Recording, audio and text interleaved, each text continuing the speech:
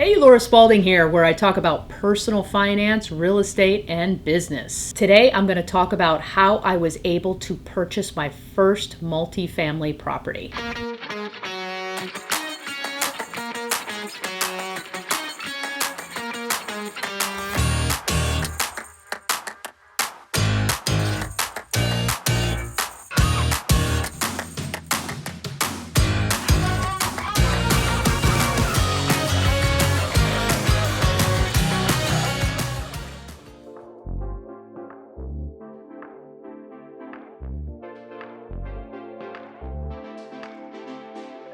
So I have been looking for a multi-family property that I could purchase. Now, for those of you that don't know, any property that's more than 4 units is considered commercial or multifamily. I found a particular property that met my criteria here in Tampa Heights of Tampa, Florida, and it was a 6-unit property that I found on the multiple listing service, or the MLS, for those of you that know that. The property was listed at $695,000. When I called the agent, which was just a day after the property was listed, I was told there was already 4 offers in on the property and that I had to be competitive to get it. I submitted a full price offer with no contingencies and I didn't win the property. So I was pretty bummed about it, but to my surprise, 2 days later, that same agent gave me a call and said that that buyer fell through, couldn't convince his partners that it was a good deal for them. So I was interested and I got to resubmit an offer. So I submitted an offer at $700,000, all cash, and it was approved. Now you're probably thinking, well, I don't have $700,000 all cash. Well, neither did I. So here's how you can structure that. And this is called the BRRRR method, which is buy, rehab, rent, refinance, repeat. So the way I did it was you buy it for the $700,000, you borrow the money on that. You can use hard money, you can use private money, you can use your rich uncle, you can use whatever you want. Then you wait a typical seasoning period, which can be anywhere from 0 to 6 months. And that is what the bank wants to see that you've held the property for. Then the bank will loan you 75% of the property, which is $525,000. So I pay my lender back. I take the loan forward with the bank, pay him back the cash difference, and I have a property that is being rented for $5,600 a month. So that property is cash flowing $5,600 a month, but I have expenses, right? I do. So I bought the property for $700,000. It's also appraised at $700,000, so there was no equity going into it. The rents at the time were $5,600. So at closing, because I have a Florida real estate license, I got a commission back of $21,000 plus prorated rents and security deposits of $18,000. So I actually walked away from buying this property with it paying me back. Hey guys, I am out in front of the 6-plex that I just bought that I am absolutely in love with, and I can't wait to start the renovations. This is a 1925 building, and I love the old charm of it.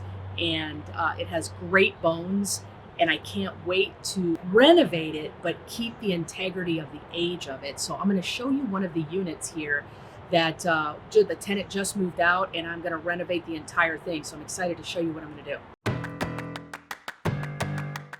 So the previous owner didn't take the best care of the building.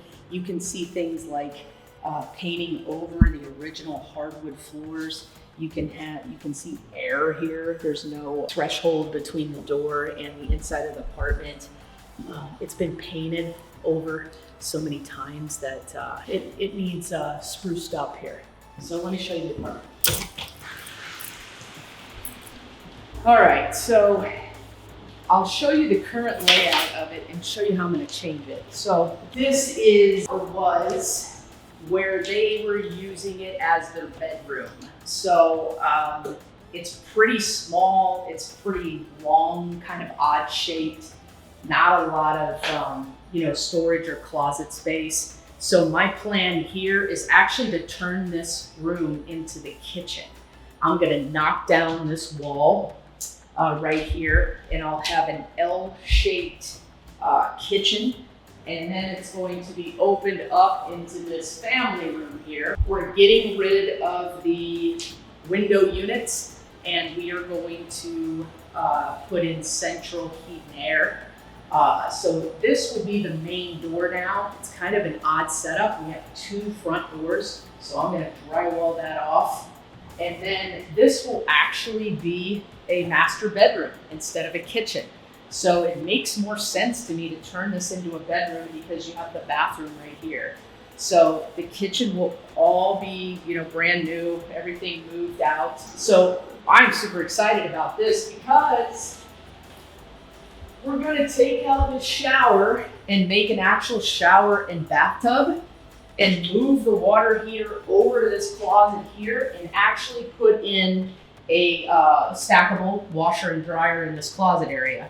So we're gonna give more value. We're gonna switch this from a long-term tenant to short-term rental. And instead of getting $850 a month, we can get about $2,000 a month. So it's really going to make a huge difference. So we're gonna have to do a lot of work on the floors. These floors gotta go, but they don't make this stuff anymore. Love this stuff, but again, it's been painted over so many times that it's just, I'm gonna get this back to looking fantastic. Sanding this, getting the hinges back to the original shape here. So keeping the integrity of the building, the tall ceilings, but making everything new and useful so tenants will wanna come and stay here.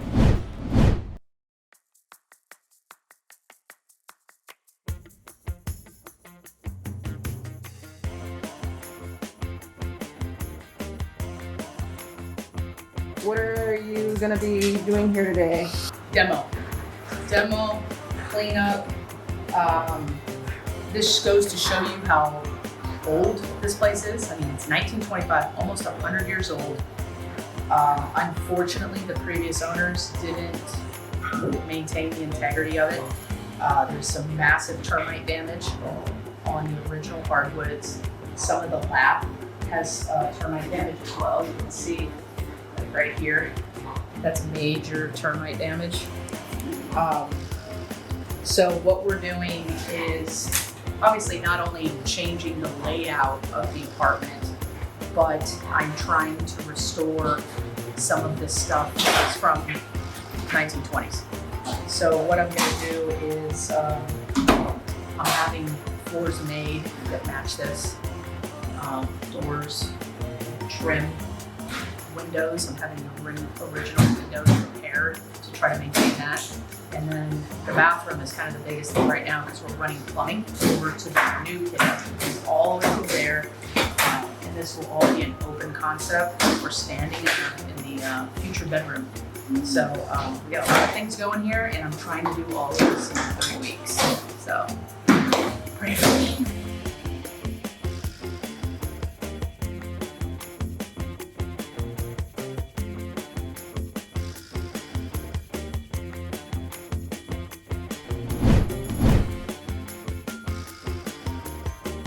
So we're 5 days into this remodel of unit number 5, and we had to take out some plaster walls over here because they were wet and damaged. You can see the plumbing on the floor. We removed some bad plumbing, replaced it. We are sending new pipes into the closet back there for a washer dryer and a water heater that did not exist in the past. And we removed the built-ins so I can sand those and restore them. I'm working on the hardware right now. So here you can see we removed, no, you're fine. Removed the wall that was here. Now this is gonna be a kitchen. All these windows will be replaced with new windows, but of that era. So the same type of wood windows, and running new electrical wire because this stuff is just really, really outdated. We're upgrading the electrical downstairs on all the panels, but I think the plumbing has been the biggest headache because we had to take off the original tongue and groove flooring to get underneath, and there's just not a lot of room between the first floor and the second floor. So they've got their work cut out for them, certainly. But I think we've made a lot of progress just in 5 days. So I'm looking forward to the momentum here. I've got a lot to do on my end. We're gonna put some barn doors here, which is cool. They're original pine, so they're gonna match the wood that we're having milled. The termites did such damage that we're having to take off these original baseboards and replace them with, we're having to mill them to match original pine.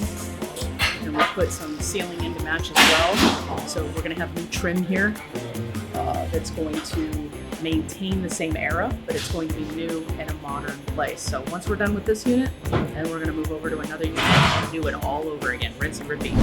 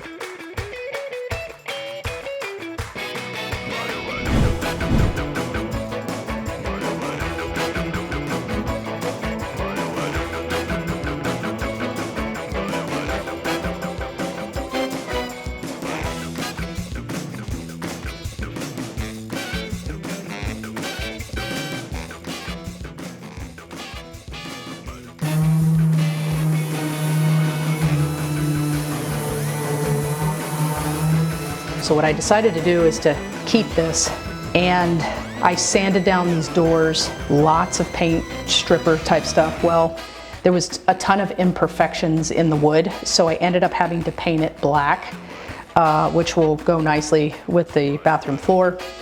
And I redid all of the hardware here, which was a very time-consuming process. So I had to restore this. So what I had to do is put these in a crock pot for about 8 hours, and the paint just kind of peeled off. So then what I did is I boiled them in a water vinegar mix to clean them up. Then I took some steel wool, shined them up pretty quick, and then I dipped it in a I can't remember, the restoration oil type thing, and I let it sit there, and it brought back kind of its original shine on it. So hopefully these will look okay when we put them back on here. So we got to do a little bit of work here, sand these up a little bit, clean them up, make them look nice. What's left is a little more staining of the floors, then cleaning up, then furnishing, and we're ready to go. All right, guys, finally we are done here with this particular unit and the upgrade in this 1925 building, and I can't wait to show you what we've done. Follow me.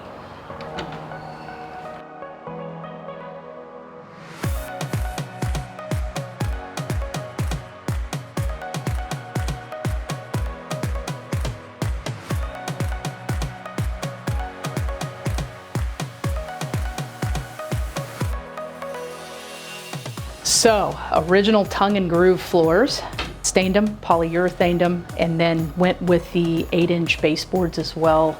Same thing, pine, stained them, polyurethaned them. We switched the kitchen and made it just kind of a really open concept here.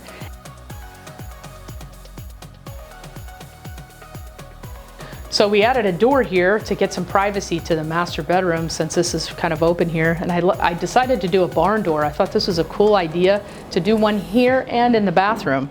So this is a really good size master bedroom. And I left the built-ins here and just kind of cleaned them up. But you know, we added the new ceiling here and then the barn door going into the bathroom as well, I think was a nice touch. So this room used to be the old kitchen.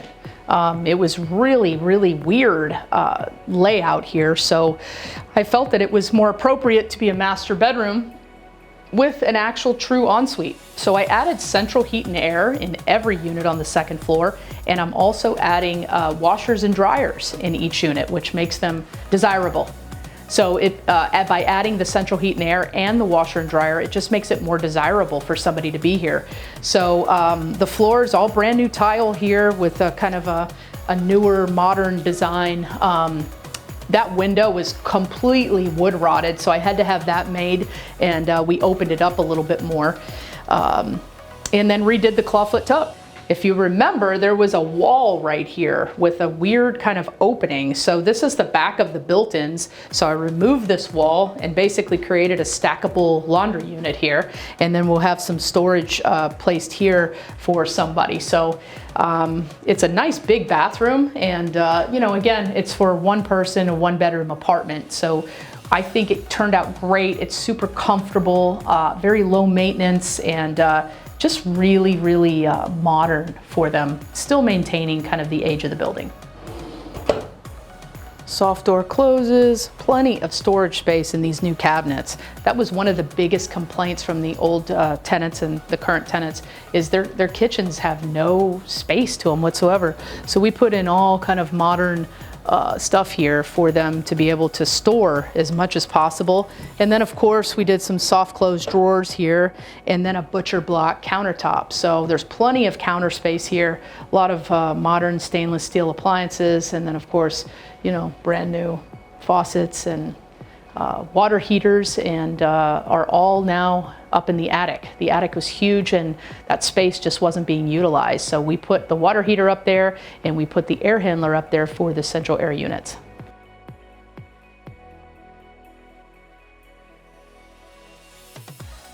Now, the previous owner of this building was getting $850 a month for this unit on a long-term lease. I'm gonna switch this to a short-term lease and cater more to corporate professionals or traveling nurses. And the unit's gonna go for about $2,000 a month, fully furnished with internet and of course all the utilities here. So all in all, I am super pleased with the turnout. However, I did make some big mistakes that I probably won't make on the other ones. Number one, I had the windows handmade to kind of keep with the age of the unit. So they're not the most energy efficient. However, they do fit the age. These were going to be stained as well. They're just not really energy efficient. So that was one big mistake. The second mistake was I ran out of time between the time that the floors were installed. So I had to stain and polyurethane them after they were installed, which was challenging. It's always easier to do that back at home in my warehouse. The third thing that I will change moving forward here is I won't use a clawfoot tub and I'll just use a normal kind of walk-in shower. I tried again to kind of keep with the age of it, and I restored an old clawfoot tub, which turned out really cool. It just wasn't easy. 600 pounds coming upstairs here on the second floor. It was challenging. So those are three of the biggest things that I probably won't do again moving forward.